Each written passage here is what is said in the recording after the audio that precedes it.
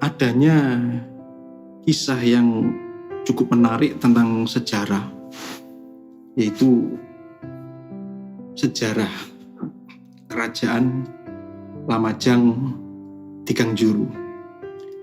Bahwasanya kerajaan Lamajang Tigangjuru itu adalah kerajaan Islam pertama di Pulau Jawa.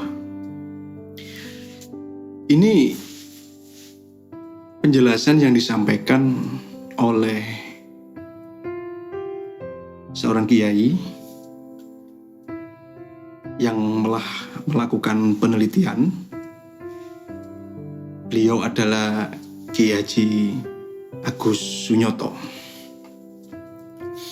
Namun sebelum kita belajar bersama tentang sejarah kerajaan Islam di Nusantara, khususnya di Pulau Jawa, perlu kita garis bawahi bahwasanya dalam mempelajari sejarah, apalagi yang sudah ratusan tahun atau ribuan tahun, itu diperlukan suatu pemikiran yang terbuka. Intinya, sejarah itu tidak bisa dipahami dari satu sisi saja. Sehingga kalau seandainya nanti ada hal-hal yang berbeda pendapat mengenai sejarah kerajaan Islam tertua, itu tidak menjadikan kita sebuah perbedaan, tapi itu bisa menjadikan kita menuju sebuah kesempurnaan. Ibarat kita melihat seekor gajah, kalau kita lihat dari sudut pandang depan, maka gajah adalah hewan yang memiliki belalai panjang. Sehingga bisa disimpulkan gajah adalah binatang yang memiliki belalai panjang. Kalau kita lihat dari arah samping, maka gajah adalah hewan atau binatang yang memiliki telinga yang lebar.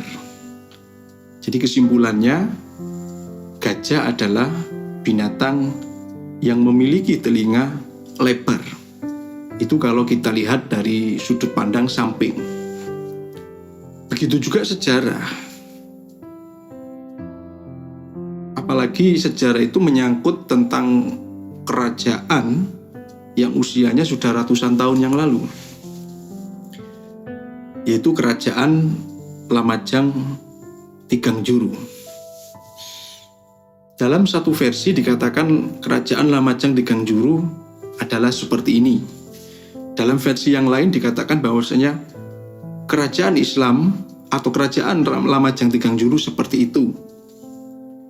Itu tidak membuat kita berbeda dan tidak mengklaim ini yang benar atau itu yang benar. Namun dari semua pandangan, dari semua sudut pandang, itu akan ditarik sebuah kesimpulan yang cukup besar. Untuk itu, sebelum saya menjelaskan tentang kerajaan Islam tertua di Pulau Jawa, maka perlu saya sampaikan bahwasanya sebuah penelitian yang dilakukan oleh seorang kiai yang juga akademisi, beliau juga memiliki literatur yang sangat kuat, didukung dengan beberapa bukti-bukti, maka beliau, yaitu Profesor Kiai Haji Agus Sunyoto ini membuat sebuah buku yang berjudul Atlas Wali Songo. Di dalam buku itu, di bab 4, itu diberi judul Kerajaan Islam Tertua adalah Lamajang Tigang Juru. Sekali lagi, ini akan kita kupas bersama. Ini adalah sebuah ilmu yang baru, sebuah hasil penelitian yang mungkin jarang atau belum diungkap oleh sejarawan-sejarawan yang lain, sehingga kalau nanti ada perbedaan seperti yang saya sampaikan di awal tadi, itu bukan untuk menyalahkan atau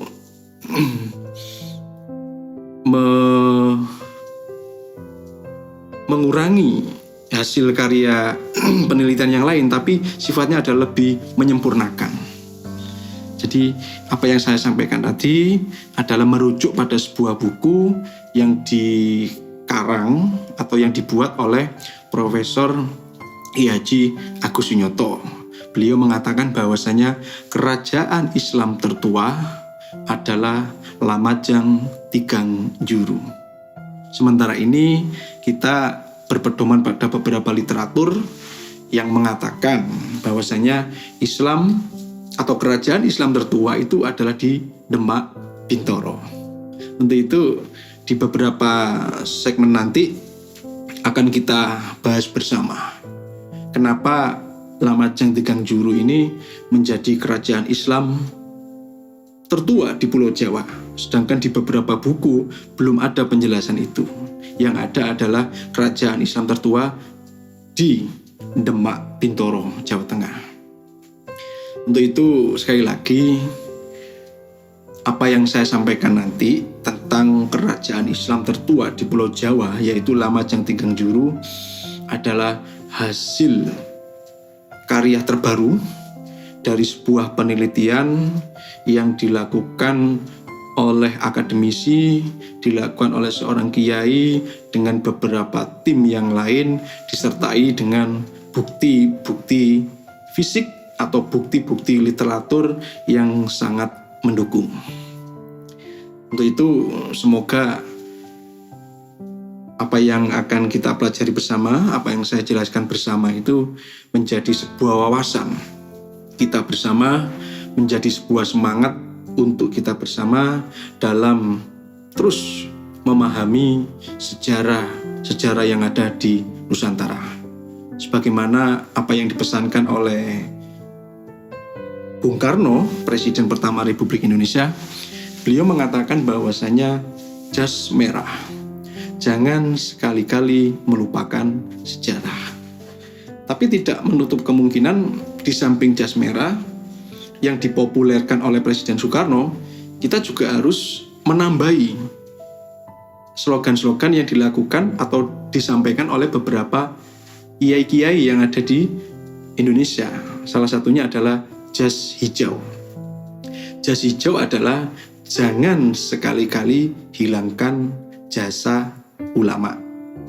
Untuk itu, mari kita dengan bijak, mari kita dengan hati nurani yang terbuka, mari kita melakukan sebuah proses intelektual, kita lakukan sebuah pemikiran bahwasanya kita mau mempelajari sejarah, kemudian kita juga mempelajari beberapa bukti-bukti yang ada. Jas merah jangan sekali-kali melupakan sejarah, jas hijau jangan sekali-kali hilangkan jasa ulama.